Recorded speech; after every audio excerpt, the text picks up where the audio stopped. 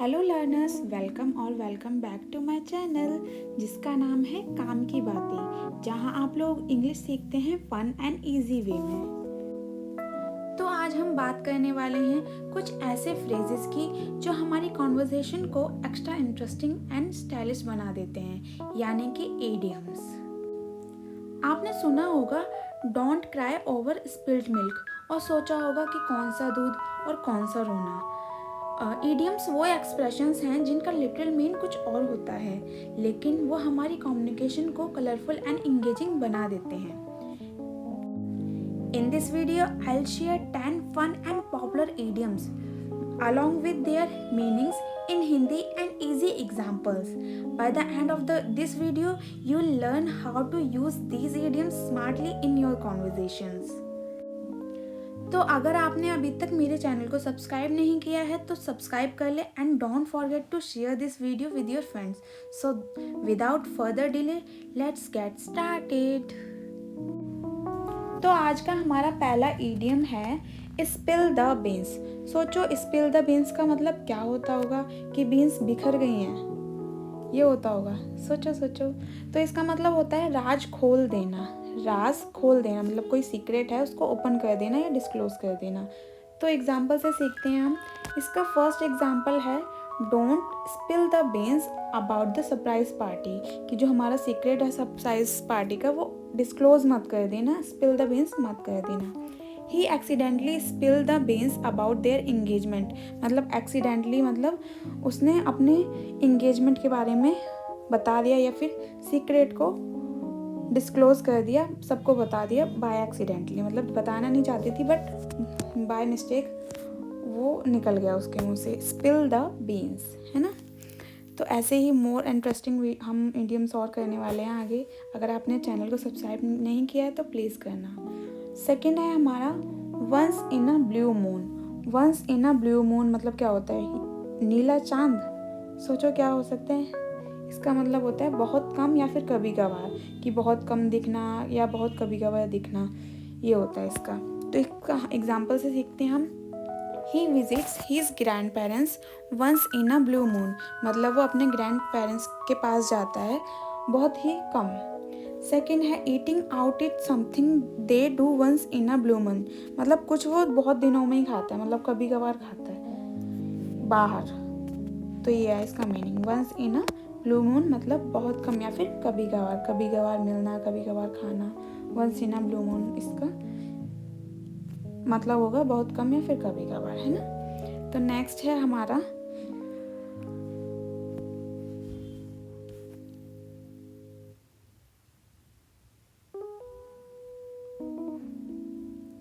Raining cats and dog.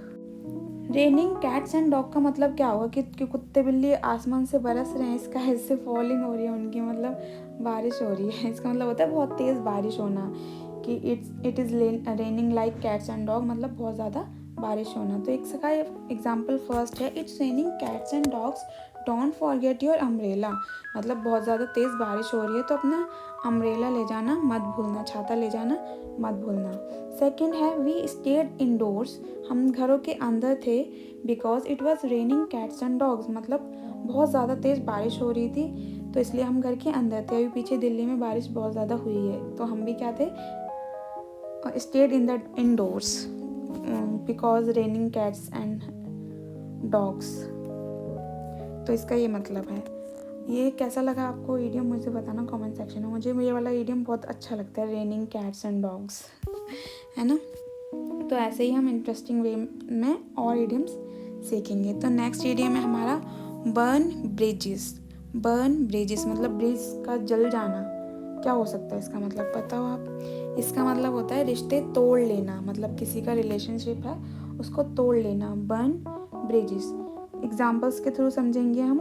Example 1 है हमारा be polite, you don't want to burn bridges with your old boss, मतलब तुम्हें polite रहना पड़ेगा और रिश्ते मतलब ख़त्म नहीं करना पड़ेगा अपने पुराने बॉस से, कि ये नहीं है तुमने जॉब छोड़ दी है तो पुराने बॉस से आप रिश्ते तोड़ लेंगे। सेकंड है don't burn bridges bye fighting with your friends, अपने फ्रेंड से लड़ाई करके अपने जो रिश्ते हैं वो ख़त्म मत कर लेना, अपनी फ्रेंडशिप ख़त्म मत कर लेना। इसका मतलब है बर्न ब्रिजेस, रिश्ते तोड़ लेना।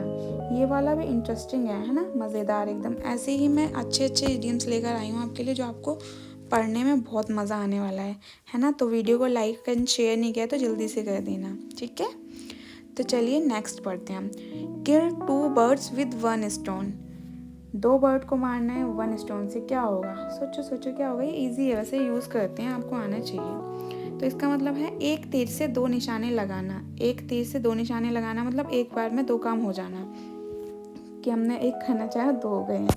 तो इसका एग्जाम्पल 1 है, walking to the store kills 2 birds with 1 stone, exercise and shopping.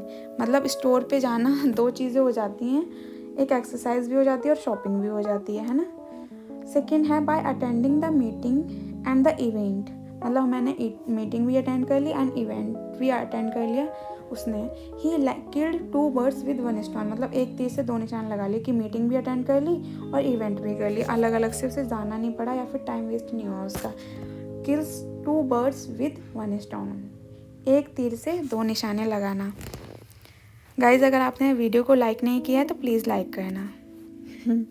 Hit the books. Hit the books मतलब क्या होगा? बुक को मारना, टिशम टिशम, ऐसा कुछ भी नहीं होता। हिट द बुक्स का मीनिंग होता है बहुत ज़्यादा पढ़ाई करना, जो आप लोग करते हैं। मुझे पता है कि आप लोग बहुत पढ़ाई करते हैं, आप हिट द बुक्स करते हैं। तो एग्जाम्पल 1 है हमारा, I need to hit the books for my exam tomorrow. मेरा कल एग्ज़ाम है इसलिए मैं आज हिट द बुक्स कर रहा हूँ, मतलब आज पढ़ाई कर रहा हूँ, पहले नहीं की, अब कर रही हूँ।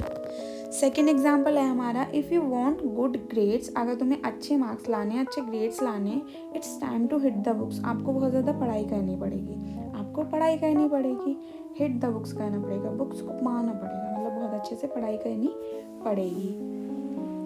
तो आपके भी एग्ज़ाम्स आ रहे होंगे तो आप भी ज़रा थोड़ा सा पढ़ लेना, ठीक है, क्योंकि बोर्ड के एग्ज़ाम आने वाले हैं तो बहुत ज़्यादा ज़रूरी है वो। हिट द बुक्स, पढ़ाई करना। नेक्स्ट है add fuel to the fire. Add fuel to the fire, आग में घी डालना। आग में घी डालना मतलब किसी बात को बढ़ाना चढ़ाना, कि मतलब अगर किसी की लड़ाई हो रही है उसमें और ऐसी बात बोल देना कि और ज़्यादा लड़ाई बढ़ जाए। तो एग्जाम्पल से सीखते हैं इसे। एग्जाम्पल फर्स्ट है हमारा, his rude comment added fuel to the fire during the argument. मतलब आर्ग्यूमेंट हो रही थी या लड़ाई हो रही थी, उसने ऐसा कमेंट किया कि उससे मतलब उसने ऐड फ्यूल टू फायर मतलब आग में घी डालना, जिससे और ज़्यादा लड़ाई बढ़ गई। सेकेंड है don't add fuel to the fire by bringing up the past. मतलब पिछली बातों को याद करा के don't add fuel to the fire, मतलब आग में घी डालने वाला काम मत करो, उस बातों को जाने दो एंड उसे आगे बढ़ने दो। पुरानी बातों को बार बार याद नहीं करते हैं, ठीक है, और जो गलत है उसे तो बिल्कुल भी नहीं करते। अच्छे हैं ना, तो मेमोरीज होती हैं, उन्हें तो याद करना बनता है। तो नेक्स्ट है डोंट जज a book by its cover. मतलब किसी भी बुक को उसके कवर से जज नहीं करना चाहिए, उसको अच्छे से पढ़ना चाहिए, उसे देखना चाहिए क्या है क्या नहीं है वो चीज़। बाहरी रूप से देखकर मत आंकना, मतलब किसी को तुमने ऐसे देखा और बता दिया या इसका तो लुक सही नहीं है या फिर रूड बिहेव करता है कोई भी, तो किसी को भी उसकी बाहरी रूप से मतलब कवर से जज नहीं करना चाहिए। तो एग्जाम्पल से सीखते हैं। एग्जाम्पल 1 है हमारा, he may look serious but don't जज a book it's by its cover. वो देखने में सीरियस लगता है बट उसको ऐसे जज मत करो बाहर से। सेकेंड है the hotel looked small but don't जज a book by its cover, it was very luxurious inside. जो होटल है बहुत ज़्यादा बाहर से छोटा लग रहा है बट इसको जज मत करना, क्योंकि ये अंदर से बहुत ही ज़्यादा लग्जीरियस है, बहुत ज़्यादा अच्छा है, बहुत ज़्यादा सुंदर है ना। तो किसी को भी ऐसे नहीं करना चाहिए, सबको समझना चाहिए। Keep your finger crossed. आपको फिंगर क्रॉस कब करनी चाहिए? मतलब किसी को के लिए वेल विश मांगने के लिए, मतलब विशेस मांगने के लिए फिंगर्स को क्रॉस करना चाहिए। एग्जाम्पल फर्स्ट है हमारा, I have my exam tomorrow. कल मेरा एग्ज़ाम है।